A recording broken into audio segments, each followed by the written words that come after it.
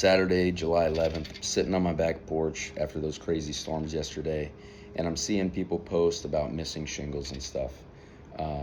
Obviously, we'd love to help you at Fast Track Roofing. It's 813-606-5256. If the economy is hurting you and you want to try to do it yourself, here's a video on how to properly do it.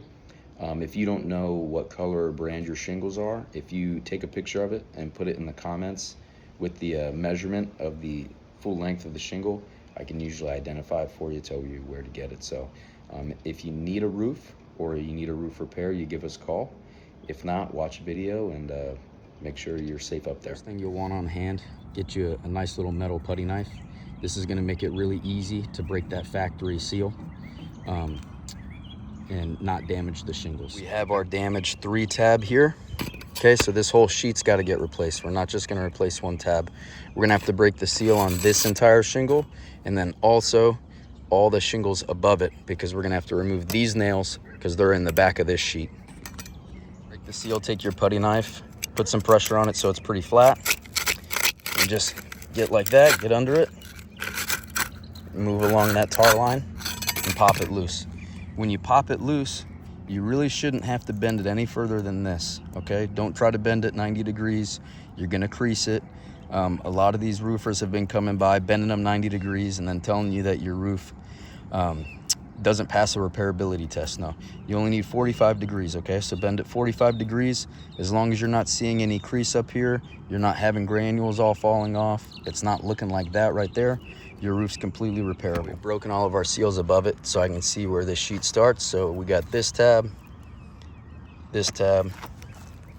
and this tab all on one sheet. This is the sheet that's got to come out. The nails out, you're going to want a nice flat bar. Put it right underneath. It's going to be hard for me to hold the camera and do this.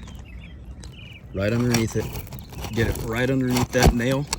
Sometimes these nails are overdriven, so it makes it a little hard. You want to just kind of bounce it up, bounce it up, bounce it up. And then when we see it up just like that, just take your pry bar, pop it loose, take them all out. If you have a 3-tab shingle, you should have 1 nail on each side of the tab, so 6 in the entire sheet. We have all 6 nails out of this sheet. You go to pull it, and guess what? The sheet doesn't come out. That's because the nails from up here are in the back of this sheet.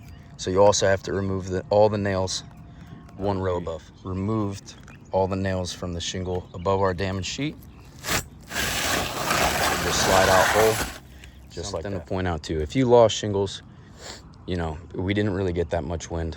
A lot of times it's because of overdriven nails. So what happens, especially in Florida, is these guys are installing, it gets hot out, the shingle gets hotter, and they don't adjust the pressure on their air guns.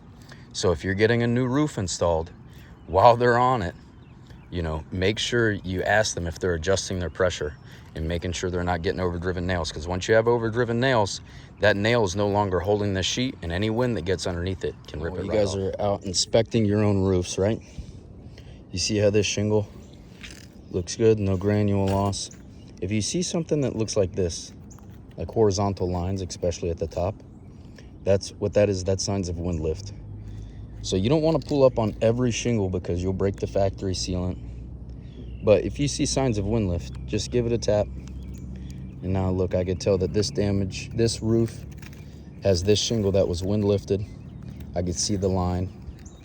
So this whole one we're going to go ahead and replace because now it's weaker.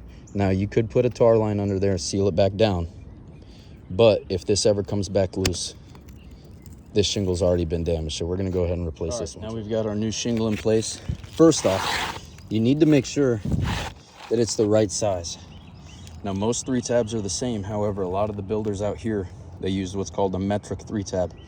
It's longer than the standard 3-tabs. You cannot buy it at Lowe's or Home Depot. The easiest one to get a hold of, and the one that most of these houses use, is IKO Marathon. And this is the color Weatherwood. So 95% of the new construction houses in here, this is the 3-tab shingle they have. If you buy the ones from Home Depot or Lowe's, it's what's called a standard shingle, and they're a lot narrower, so you'll have a huge gap which obviously does nothing for you except for let water under your roofing system. You got all the nails removed. If you can push it up right into place, and then all you do is line it up, both sides, check here, make sure it butts up nice. Now I know most of you guys are gonna hand drive. If you got a big job, I really like this gun. You don't have to deal with the air compressor or anything. It's DeWalt. This is about 400 bucks, but air nailing is nailing with a hammer and nails is perfectly fine. When you nail, if you've never done this before, look at the packaging because each shingle has its own nail zone. So with these IKOs, they want to be nailed right along the glue line. So just get right in this area here. Don't put it too low. If you put it too low, obviously you're gonna have water penetrating in it. If you do, it's obviously not desirable, but an easy way to fix it, not really fix it, but to cover it up and to make it waterproof. Put a little bit of tar over it. Take your old shingle and rub it like this above the tar. The granules will fall off. Hide that tar and protect it. Just make sure you're maintaining your roof. If that happens to you, maintain it anyways, but definitely make sure you check that area, any low nails when you go time to maintain. Got our 6 nails in our new shingle. For these 3 tabs, you just put them on each side of the tabs. Bam.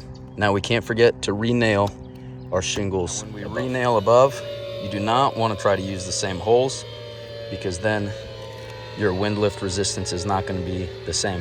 I'm going to show you what to do with these old holes when it comes time for us to put the fresh sealant on, which it's about that time. Now that we've got our new shingle in, it's time to go ahead and do the sealant. So with these new shingles, you notice that all of this area right here, this is all old sealant. So what we're gonna do is we're gonna add some tube. It's roofing cement, all weather. We're gonna add some of that. Now what's important when we do it is if you look up at the factory sealant, you'll notice there's gaps in it. We don't wanna run a continuous bead because then it'll trap any moisture. We wanna give it room to get out. What I like to do is 2 nice lines, right? If you can cover up the nail, cover up the nail. But 2 nice lines with a gap in the middle. You wanna keep it far enough back that when you press it down, the tar doesn't seep out of it and it doesn't look bad. And that's gonna be more than enough tar. That's a lot more than the factory sealant. This thing is gonna be good. Now we do the rest. Now what I told you earlier about the old nail holes, this is where that comes in. Because you're gonna have to seal this too because you broke the factory seal. Now when we do this, make sure you get that tar all nice and in those old nail holes, okay? Fill those up. Your repair is done. We put a nice little dollop in all of the old nail holes, pressed it back down. Now, once that sets, you've got a great repair.